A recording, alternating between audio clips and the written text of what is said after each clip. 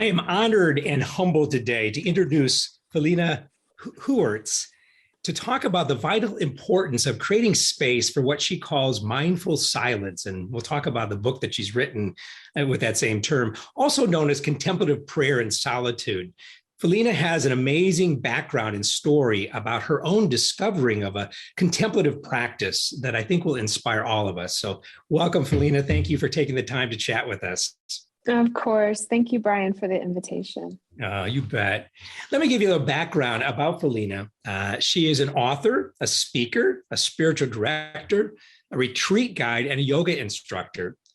Phileena, I found through reading her books and experiencing our conversation, is passionate about spirituality and making the world a better place. She has a rare gift for communicating the dynamics of the spiritual journey in very practical and also personal ways.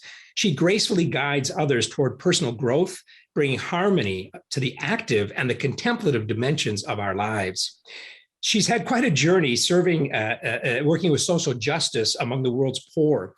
For nearly 20 years, she served in over 70 countries, building community among victims of human trafficking, survivors of HIV and AIDS, abandoned children, child soldiers, and war brides.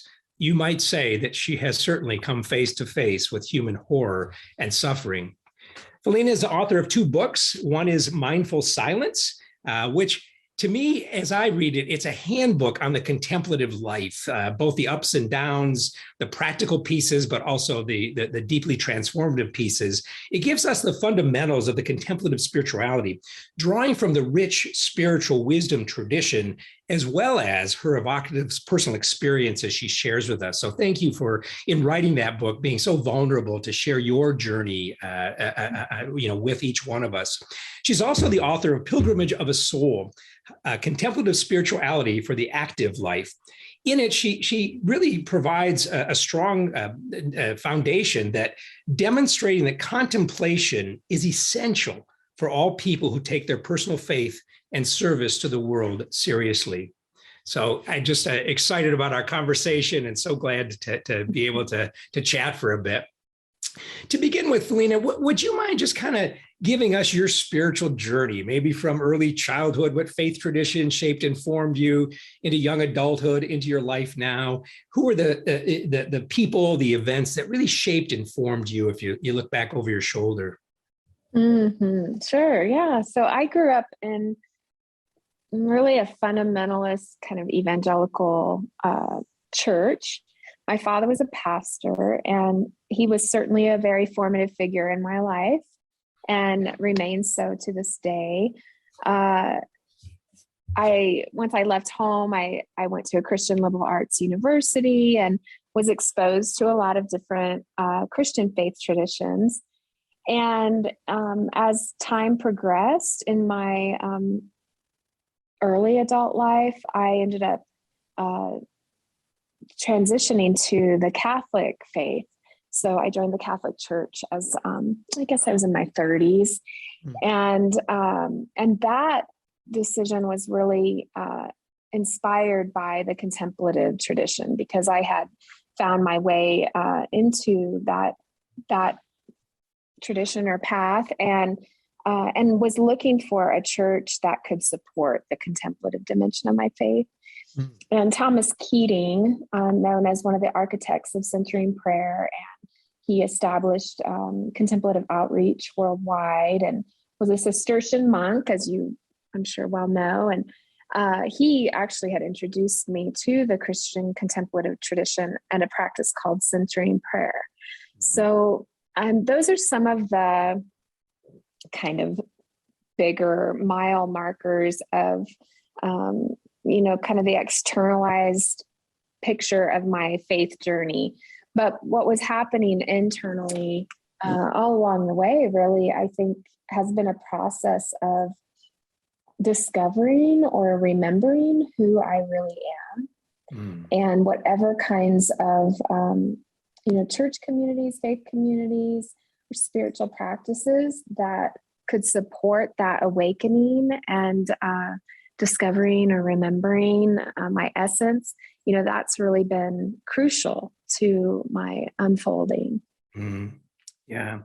In your book, Mindful Silence, you offer us a really good narrative about your life in the sense of kind of, not that it was two phases, but there was a social justice phase, there's 20 years of really being in the ditches, serving, loving, with Mother Teresa, but also in other countries and in after the war camps, basically. And that seemed to be your social justice phase, as I see it. And then somehow it seemed like that was a bridge somehow into that whole contemplative experience or deepening of that. Can you explain to us what was that transition like? What caused you to move kind of from this one phase of social justice that's still there, but also into a deepening of the contemplative spirituality? Yeah, I mean, you're absolutely right. It was my years of service among people, adults and children in poverty, and that really prepared me to appreciate the contemplative dimension of life. And in my religious upbringing, I really wasn't exposed to the contemplative tradition. I was very much formed in a tradition that communicated really, my responsibility for caring for the needs of the world and doing something about the problems of the world. And so I was highly motivated to try and make a difference in the world. And I was recently reminded of the Sufi poet's wisdom. I'm sure you've heard Rumi's statement on this. Like when I was young, I wanted to change the world. Now that I'm older, I think he says actually that, as a young person, he was clever and he wanted to change the world. But now as an older person, he's become wise and he's focusing on changing himself. And I love that because that really illustrates, I think, well, or kind of describes well my transition, from moving from, being young and very ambitious and full of good intentions, but lacking in wisdom. I really wanted to change the world. Sure. And that's not that's a fine, aspiration. Sure. But over time, I've discovered how crucial it is to bring attention to changing myself and how the world as it is really is a reflection of our collective selves. And so when we can bridge, that desire for change in the world with a recognition of how we need to change and really being surrendered to that process of change ourselves individually, then I think it's possible to see change in the world. Sure. Yeah. What age would you say roughly that you discovered contemplative spirituality, and how did you discover it? Good question. Let's see. So I remember very clearly when I met Thomas Keating, because that was a major turning point in my life. That was in 2002. So that would have made me 28, maybe. Yeah, I believe I was, just in my late 20s. But I would say I was introduced to this concept of contemplative activism through Mother Teresa and the Missionaries of Charity, primarily in the time that I spent with them in Calcutta, India. And Mother and her sisters, they never really explicitly explained their spirituality. They just lived it. And anyone who would work with them or volunteer with them would witness their spirituality in action. And it really was a beautiful integration of contemplation and action. And what I discovered early on observing them, because the community I was a part of, the organization that I was a part of, we started to see, our people burning out in the kind of work that they were doing. And the kind of work they were doing was not dissimilar from Mother Teresa and the Missionaries of Charity, but their burnout rate is much, much, much lower. And so I couldn't help but compare and contrast our two communities and try and make note of what are the differences and why are our people not thriving in these settings, but the Missionaries of Charity are. And it was obvious that their highly disciplined lifestyle of integrating work or service with prayer in their very active lives of caring for people in poverty had to have been a crucial component to the difference. And so I recognized, that the tradition that most of us in our organization had come out of had not prepared us for that depth of spirituality. So then by the time I met Thomas in my late 20s, which you would know from reading my book, that I had reached a point of real desperation. I'd come to the end of myself in my service, and meeting him really opened me up, or made me receptive to an alternative way of being in the world. I think he really gave me the practical aspects of a spirituality that could help me thrive in a world of need. Whereas I witnessed it in Mother Teresa and her missionaries, but it wasn't explained to me until I met Thomas, really. Wow, interesting how God shaped and formed that. My readings about Mother Teresa, I don't know if that was your experience, is that they say that she required the sisters to go before the Blessed Sacrament and pray for an hour every day before they went to work. That's right. City. Wow. Yeah. And it was really interesting because the mother house where Mother Teresa lived and the sisters lived, and they had their chapel there, it was built facing one of the busiest roads in one of the most, densely populated cities in the world. Not only and then terribly polluted, noise pollution, air pollution, and all of that. So their chapel faced that road, and in the wee hours of the morning, you just can't get away from the noise, and then as time goes on, the exhaust from all the cars and everything just spill over into the chapel. But all of us were invited to come and pray in the mornings and receive the sacrament if we were able to do that. And that, witnessing that was hugely formative for me. That, she, even in her chapel, she didn't withdraw from the needs of the world, but she sat with, the very tangible, sometimes offensive sounds of the world. And then, she integrated that into her very prayer practice. Yes. So it's powerful, really. Yeah. Wow. How interesting that you were able to experience it, the contemplative, experiencing that, witnessing that, and then moving into the active part of the day. But then, 28 years old, you get the nuts and bolts of how do you do this? Yeah. When you meet skating. Yeah. That's kind of cool. Isn't it amazing to look back and see how God unfolded things? As James Findlay says, you couldn't have done it better, had you tried to plot it out yourself. God just put the puzzle pieces all together for you. That's neat. Yeah. Yeah, it really does kind of emphasize to me, hearing you say that, how we are a part of this bigger reality, this integrated reality with a great mystery that we're all a part of, whether we recognize it or not. And how, the more we can sort of surrender to the life that we're given and the opportunities that we're given, the more we can cooperate with that higher wisdom and that higher mind that is at work in the world, and us personally and collectively.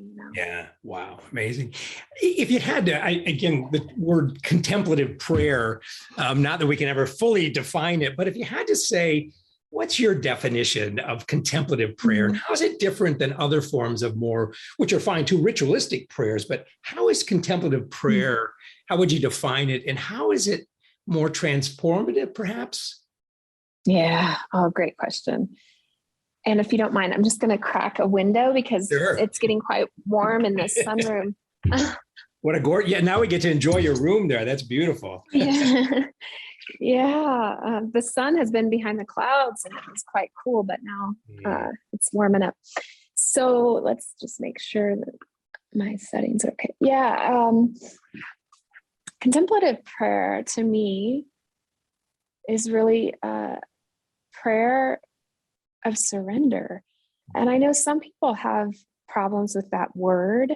So if, if folks who are listening, if that word is uncomfortable, I think another good word is, prayer of trust. And the way that it's different from other practices is that the whole orientation really is different. We go into a contemplative prayer recognizing the need for God to do for me what I cannot do for myself. And other forms of prayer, I think, often come with some sort of an agenda on our part, or desired outcome that we're looking for, or a desired experience even. But in contemplative prayer, the starting point or the orientation being one of surrender and trust positions me then to be open and receptive to a deeply spiritual work, really, of changing me, right? Of transforming me. Sure. Which really gets to the heart of the gospel. Yeah. I remember years ago when maybe in my 20s, I went to a retreat. I was raised Roman Catholic, kind of intellectual knowledge about God, which is really good. I mean, I appreciate that foundation. But something happened very deeply at this retreat that I was at. It was a week-long Good News School of Evangelization, it was called. And I think the Holy Spirit just really invited me to go deeper. And at the end of the retreat, I went up to one of the retreat leaders and I said, what do I need to do to continue and sustain this deeper relationship? I guess I really moved from this intellectual knowledge about God, which is a good foundation, into this experiential relationship. And he says, I want you to go back and spend 20 minutes every day in quiet prayer. And I said, I pray. I say the rosary sometimes. He says, those are good. There's nothing wrong with that. But he says, I want to introduce you to the contemplative tradition. And this is some 40 years ago. And just like you said, it has literally been transformative. I sit in that space at times, I bring problems to God. I bring my joy and glory, hallelujah to God. I sit quietly. I let the monkey mind go. But it's something about the experiential relationship, at least for me too, that it's transformative. That's right. Right. Yeah. And you're right. Really, that surrender word and that trust word. Yeah. That makes sense. Yeah, what you're saying, I resonate with so much, and I often speak of it in terms of, the movement from knowing about God to knowing God, right? Yeah. And being known by God. Yeah. Whew. Yeah. It's amazing. Wow. Is contemplation something new, or is it part of the wisdom tradition? Because some people look at it with, what's this thing? Is it new age? What's going on here? Right.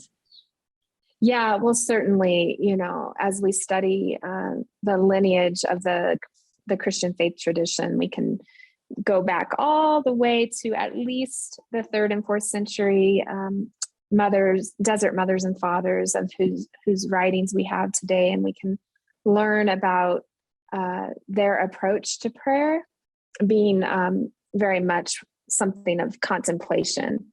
So, and arguments could be made for Jesus being one who gave himself to what we understand as contemplation, this prayer of trust and surrender and, withdrawing. And the other way I like to define contemplation is through the lens of solitude, silence, and stillness, right?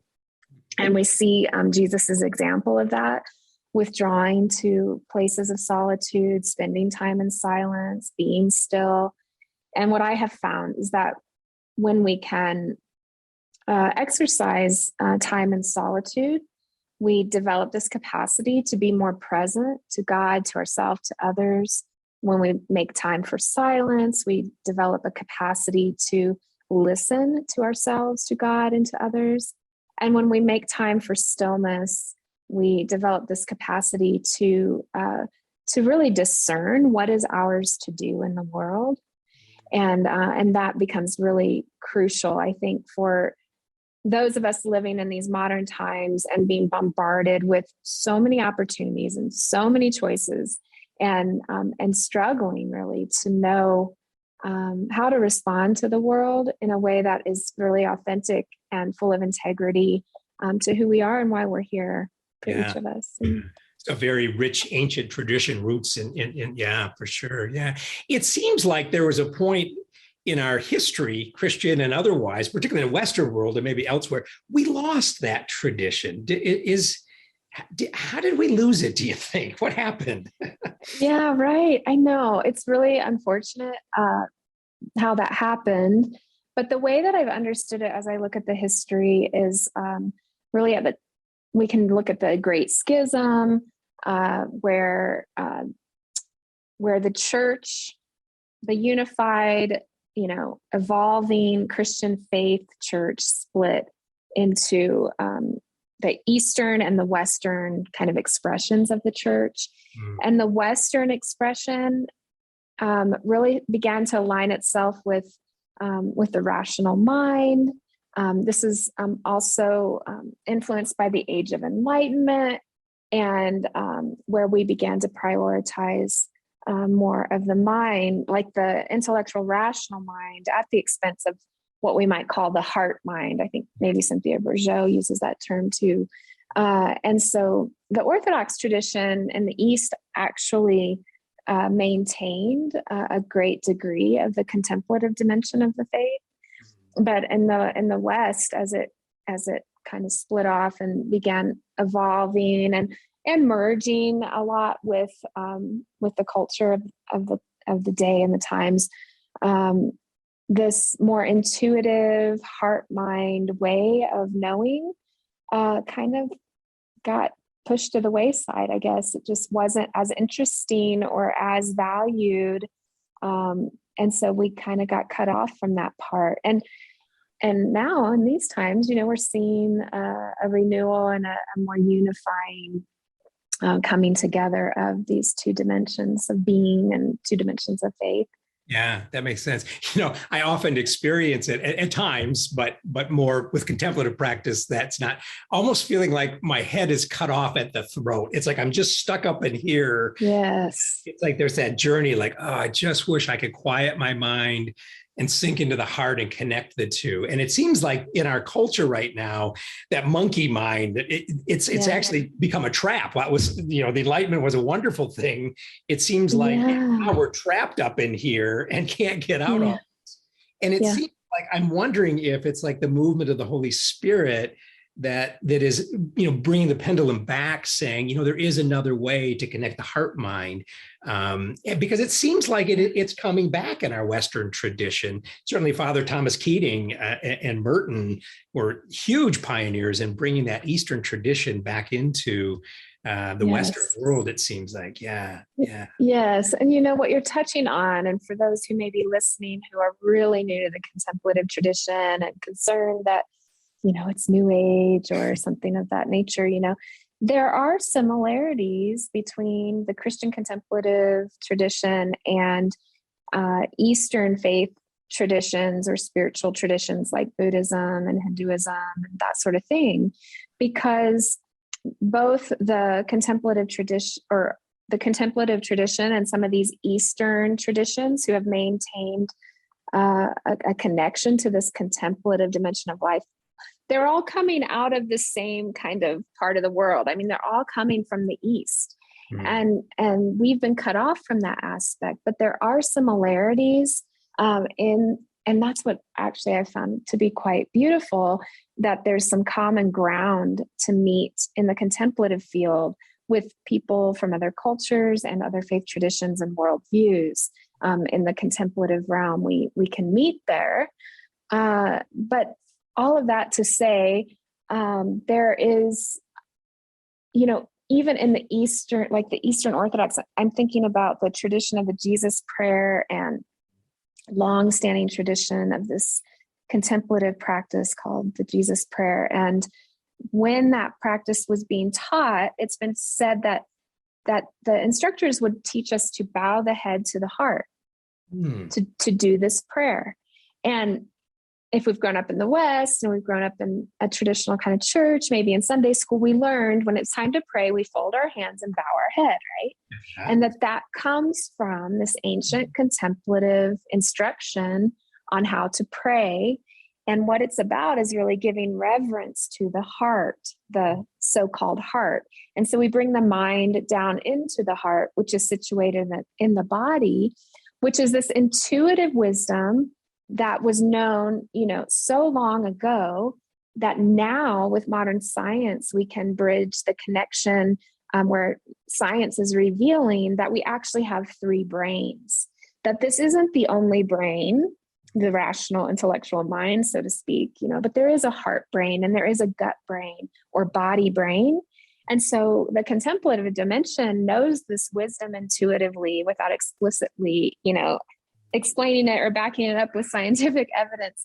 And now we're beginning to appreciate it. And it's sort of like that Eastern and Western mind is coming together in so many different fields of our society, right? Science and religion coming together, or science and spirituality coming together to say, yes, the mind needs the heart needs the body, and the body needs the heart, and the body needs the mind. And when these three are working together, that's when the greatest clarity, the greatest seeing can really come through. Wow. I love that. Yeah, that makes so much sense. Such wisdom. Yeah. Simple, but very practical and deep at the same time. What's if you could give us a bird's eye view of your daily contemplative practice? What does Phileena do to nurture your contemplative heart, your heart minds? Yeah. Well, for years and years, since meeting Thomas, I was really captivated by the practice of centering prayer. I was just so desperate for that kind of practice that became central to my life. So, a minimum of 2 periods of 20-minute sits a day has been really my mainstay. And then I quickly discovered that I needed a body practice too. And again, that was just intuitive, right? Not really initially understanding the three brains or the three intelligences with the body intelligence and all that.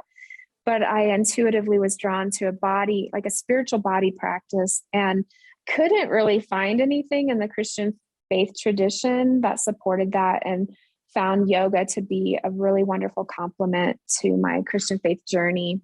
Neat. And nurturing that body intelligence. And then certainly in terms of like really nourishing the mind intelligence and its role in my spiritual life, devoting myself to the regular practice of study and learning from other teachers and that sort of thing. Yeah.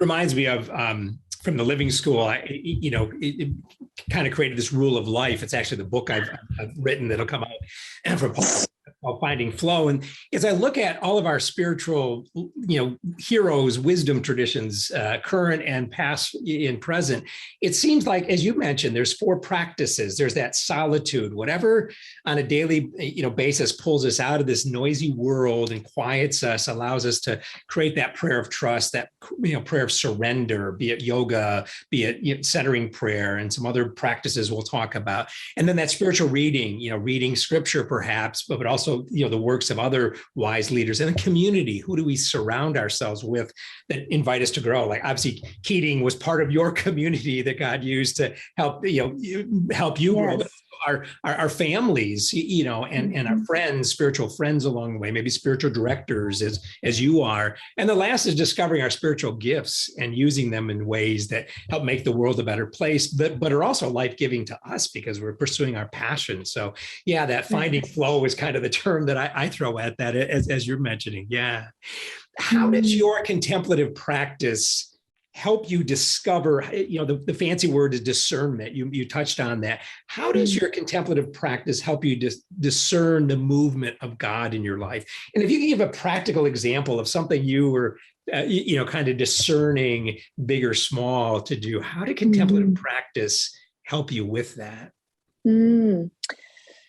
Yeah, that's such an important question, and I immediately think of the helpful framework that Thomas gives us in explaining these 3 programs for happiness that are hardwired in our biology. The program for power and control, affection and esteem, and security and survival.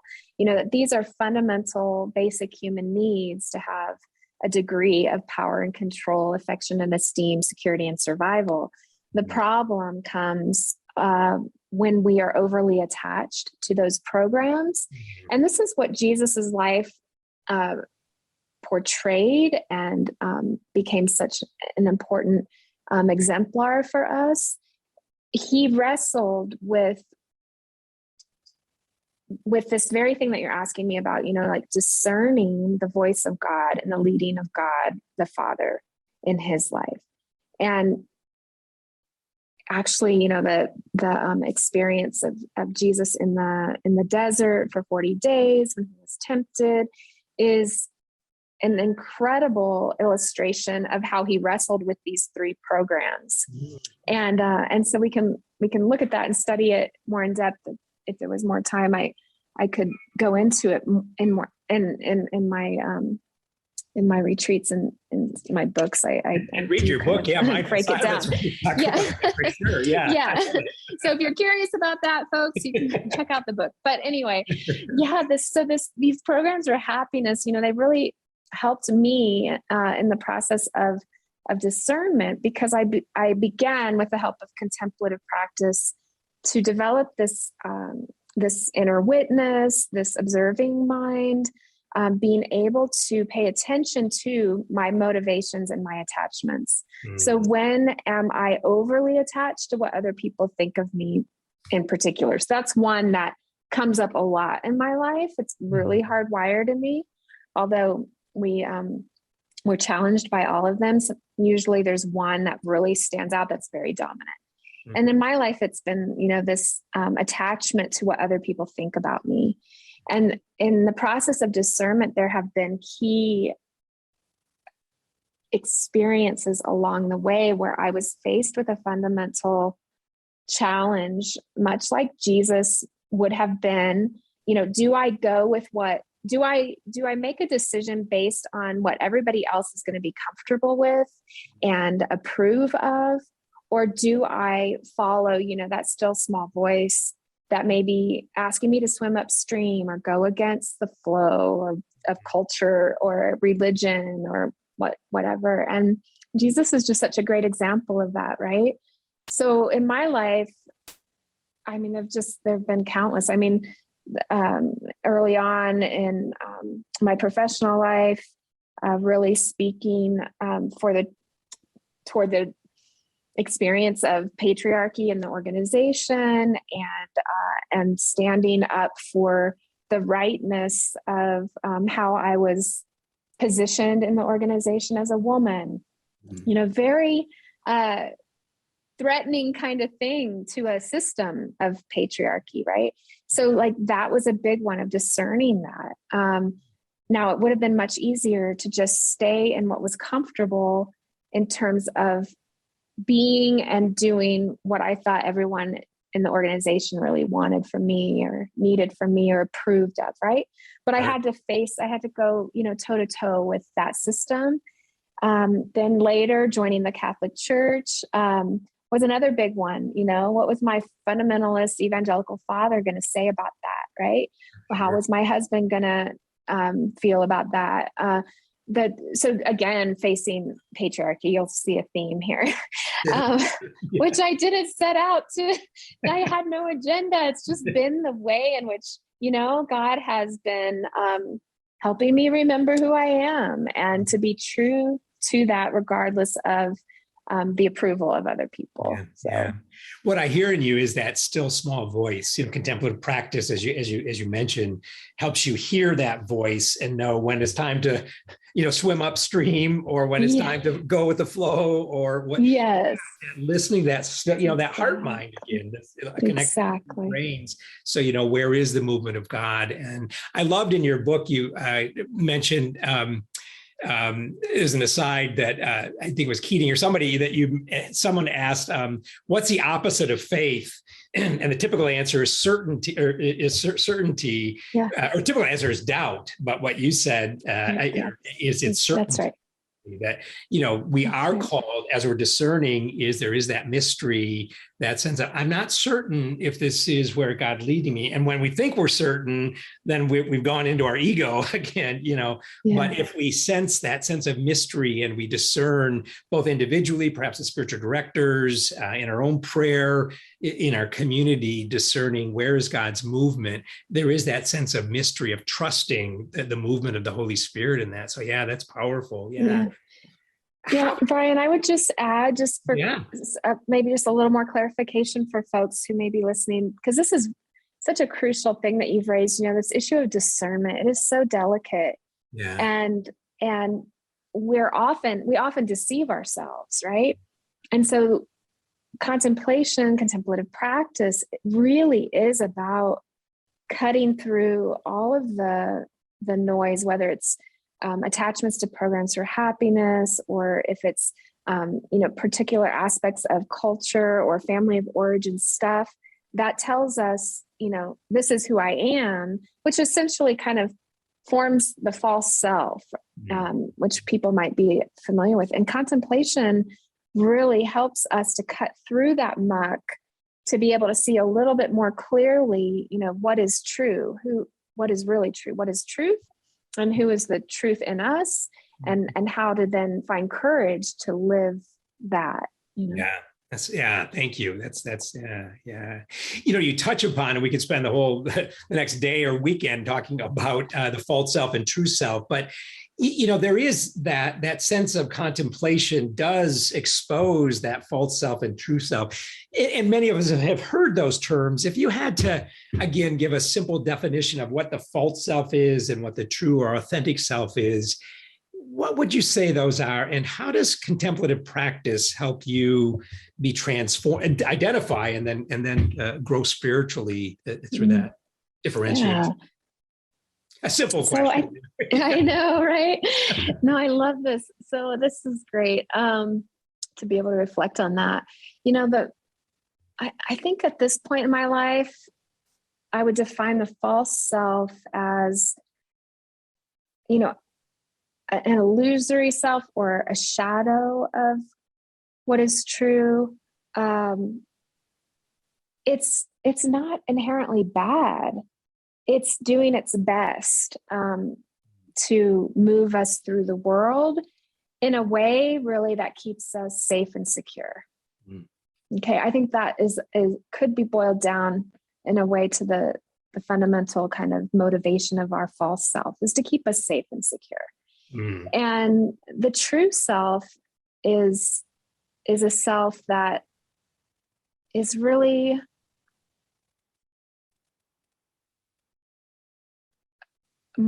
the self that is aligned with the expression of God in us.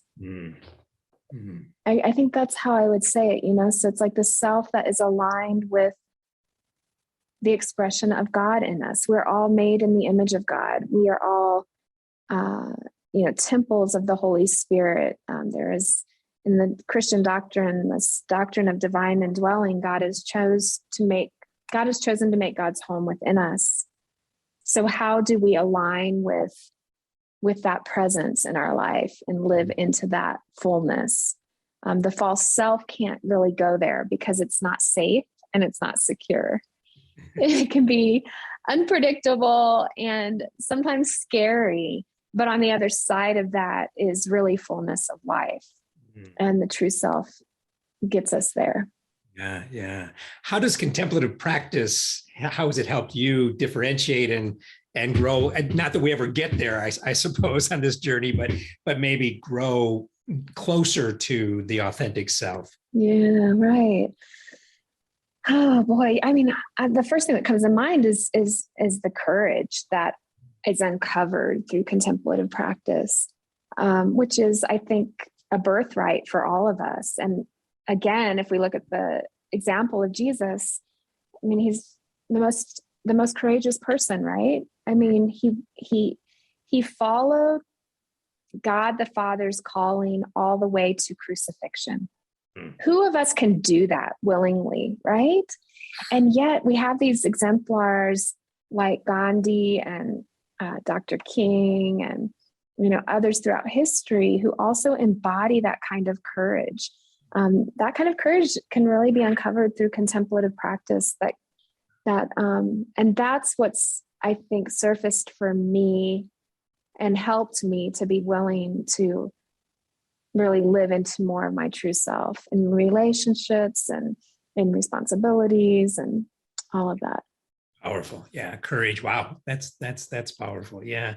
Are there different ways of practicing contemplative prayer? Or is there one size fits all? If you had to give a smorgasbord of, and you do in your book, Mindful Silence, give a lot of things, but if you had to give our viewers just kind of a laundry list of what are the different possibilities, a smorgasbord of contemplative practices that you would say would be? Yeah. Well, there's certainly, I think, as many contemplative practices as there are human beings.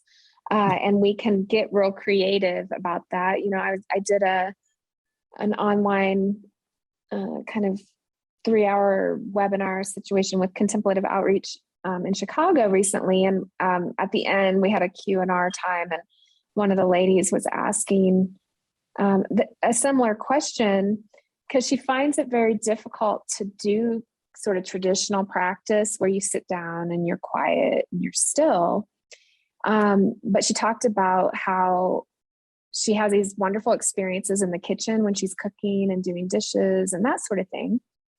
And so I, as we talked, what came forward was really this awareness around any practice that helps to quiet the mind and bring the active thinking mind to more stillness, more silence, and in a way like more inner solitude for the mind, where the mind doesn't have to be engaging with a lot of other things, I think really can be considered a contemplative practice.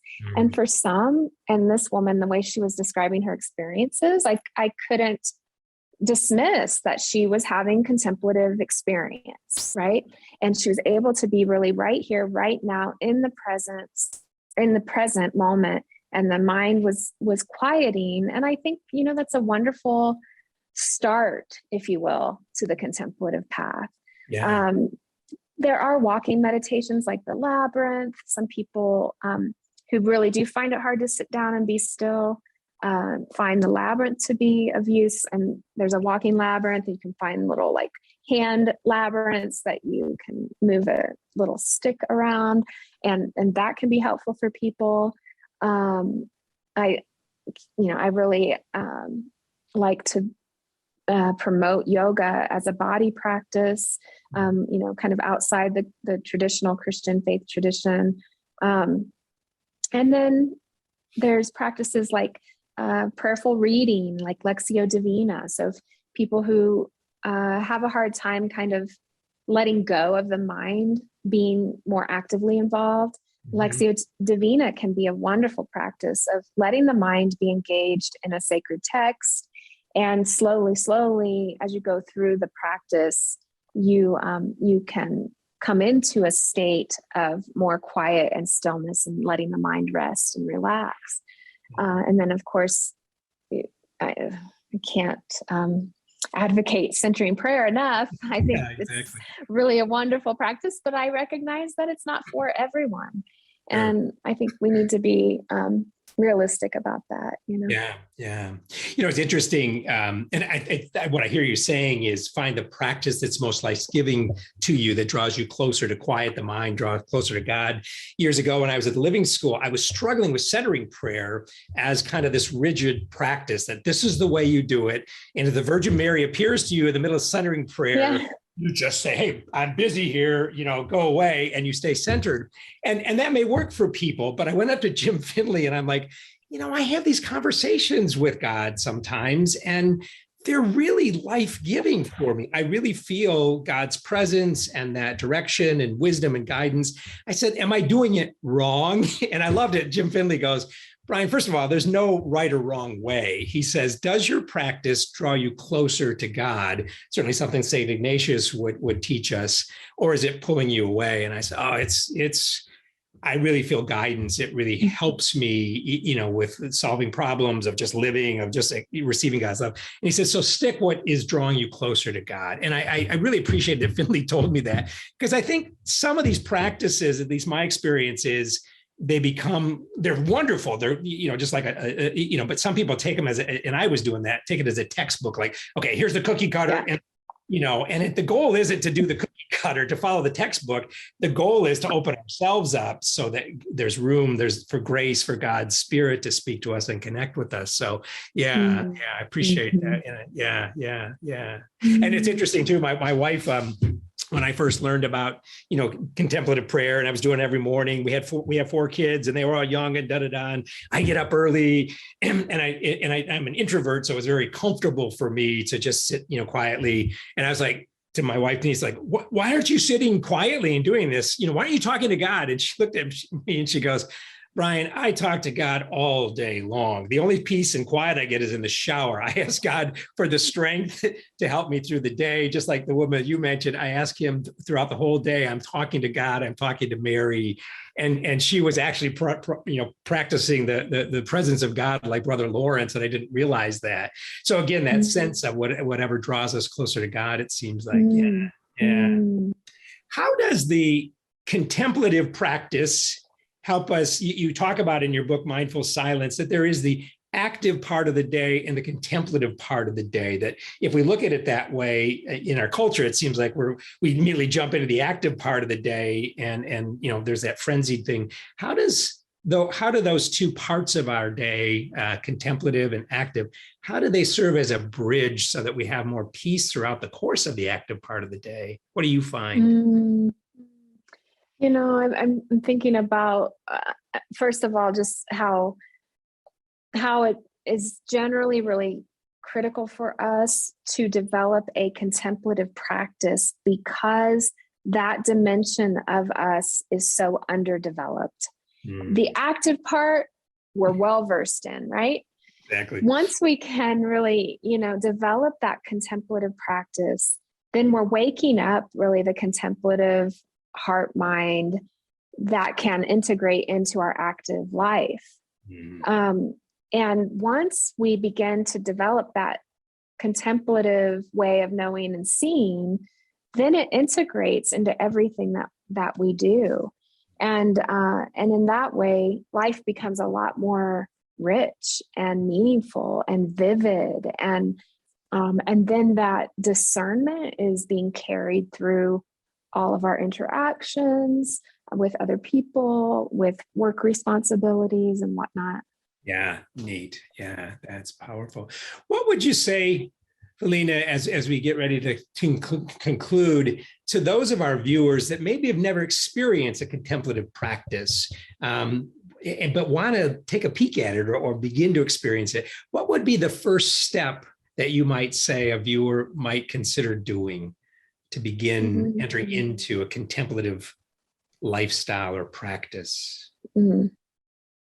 Well, just very practically, I can recommend gravitycenter.com, which is the website for the nonprofit that I'm a part of. And there's a pull down menu for practices, and you can review some of them, kind of standard contemplative practices, and see if any of them resonate with you or stand out to you as something that you'd want to explore.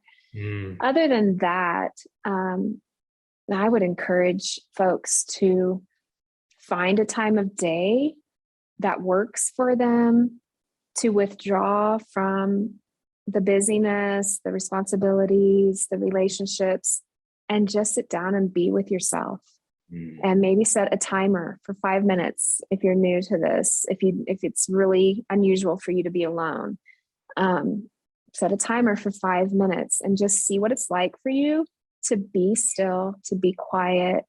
And if you're okay being alone and with yourself, but you're wanting to explore more of the contemplative dimension of life, then I would encourage you to take up a contemplative practice and just start doing it. Wow, neat. Yeah, that's powerful. What about somebody that's been practicing for a while, but the well runs dry. They're like, this just isn't working. Should they just give it up, or what should they do? What would be another step that they should do if the well runs dry? I would suggest finding a spiritual director. There you go. There you go. Because those dry times can be really difficult to understand and navigate. Otherwise, read John of the Cross, who is a really trusted kind of companion for those dry seasons of the soul. Yeah. And lastly, how do people connect with you? You mentioned gravitycenter.com. How, if people want to read your books, they want to learn some of these contemplative practices, what would be the best way for them to dive deeper and connect with you? Yeah, well, probably, if you're interested in the books, just go to your favorite bookseller, look up Phileena Heuertz, and you'll find both of my books, Pilgrimage of a Soul, which is really a theological narrative kind of describing my experience of finding my way along the contemplative path and the impact that it had on my life. And then Mindful Silence was written next, really as kind of a textbook in a way of guidance for people who are like, okay, the contemplative path sounds really interesting. I'm aware I need transformation in my life, but what is this contemplative tradition? Where does it come from?